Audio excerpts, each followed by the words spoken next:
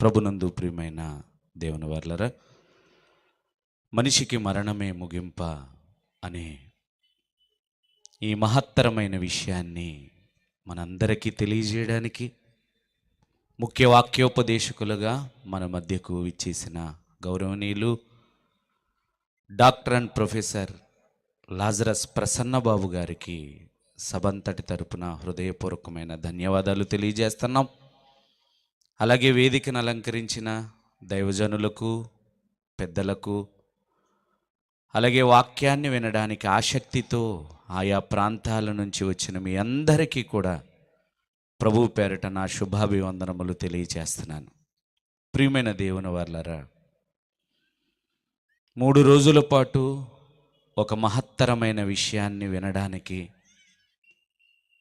పరలోకపు తండ్రి మనందరికి ఇచ్చిన ఈ గొప్ప అవకాశాన్ని బట్టి నేను ఎంతగానో సంతోషిస్తున్నాను.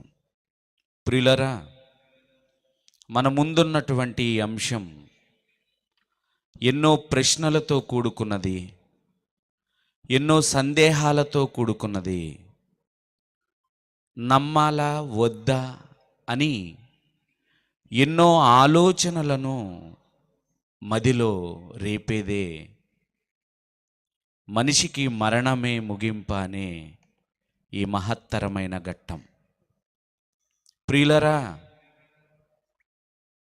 ఈ విషయాన్ని సమాజానికి ఎందుకు చెప్పాలి అనంటే,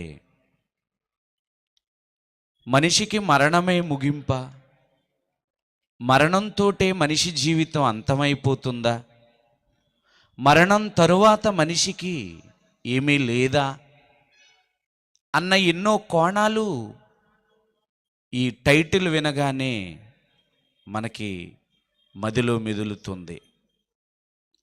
సమాజం అంతా కూడా మరణం తరువాత ఏమీ లేదనుకుంటుందండి.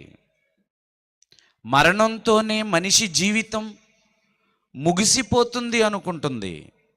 అందుకే ఏం చెయ్యాలి అన్నా, ఏం సాధించాలి అన్నా, ఏం కూడగట్టాలి అన్నా ఈ 60-70 సంవత్సరాల జీవితంలో ప్రాణం ఉండగానే ఏదో సాధించాలి అనే తపనతో మరణానంతర జీవితాన్ని మరిచి మనుషులు ఈ లోకం వెంబడి కొనసాగిపోతున్నారు. ప్రియమైన దేవుని పిల్లలారా, నిజమండి.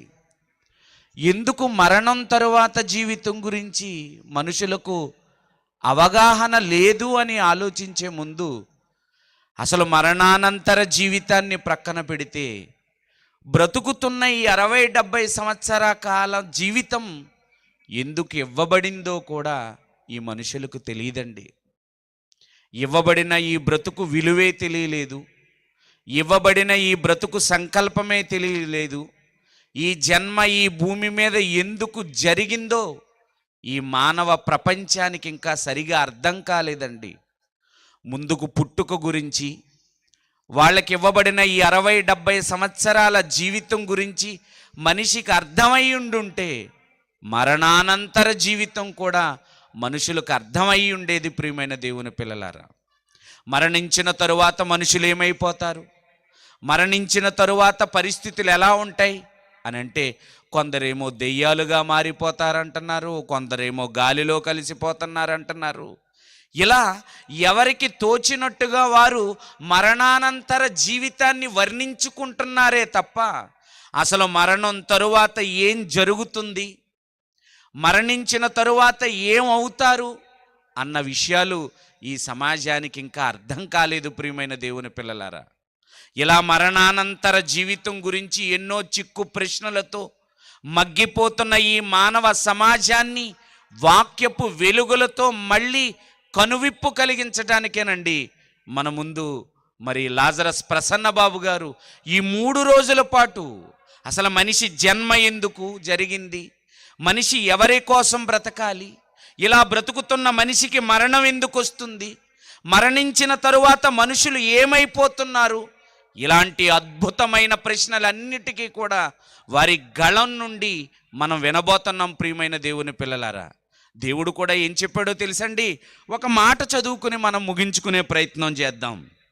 ప్రసంగి గ్రంథం 10వ అధ్యాయము 14వ వచనాన్ని చదువుదాం. ప్రియమైన దేవుని పిల్లలారా, కలుగబోవనది ఏదో మనుషులు ఎరుగకపోయినను, మరణం తరువాత ఏం జరుగుతుంది, అసలు మరణం తరువాత మనిషికి భవిష్యత్తు ఉందా, మరణం తరువాత మనిషికి జీవితం ఉందా, మరణం తరువాత మళ్ళీ మనిషి బ్రతకగలడా, అసలు ఏం జరుగుతుంది మరణం తరువాత అన్న విషయాలు ఈ ప్రపంచానికి తెలియకపోయినానటండి.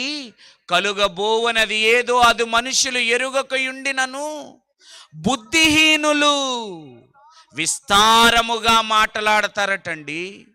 మరణించిన తరువాత దెయ్యాలు అయిపోతాయని, మరణించిన తరువాత అసలు బ్రతికే లేదని, మరణించిన తరువాత జీవితం ఉందని ఒకవేళ ఎవరైనా చెబితే అది నువ్వు చూసొచ్చావా అని ఎవరు మాట్లాడతారట? ఇవన్నీ బుద్ధిహీనులు. కానీ ఈ రాయచూరు ప్రాంతాన్ని బుద్ధిమంతులుగా చేయాలనుకుంటున్నాడు. 3 రోజుల పాటు మహాజ్ఞానాన్ని వినిపించి మరణం తరువాత ఏం జరుగుతాదో తెలుసుకున్నవాడు బుద్ధిమంతుడు, మరణం తరువాత జీవితం గురించి అవగాహన లేనివాడు బుద్ధిహీనుడు.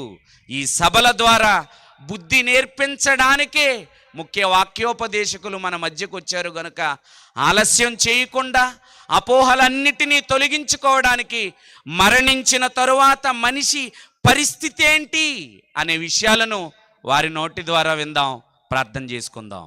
ప్రియమైన తండ్రి, మనిషికి మరణమే ముగింప అనే మరణానంతర జీవితం గురించి ఈ ప్రాంత ప్రజలందరికీ కూడా మీరు వినిపించడానికి మీ దాసుల్ని క్షేమముగా వారి మధ్యకు తోడుకుని వచ్చిన దానికే మీకు వందనాలు.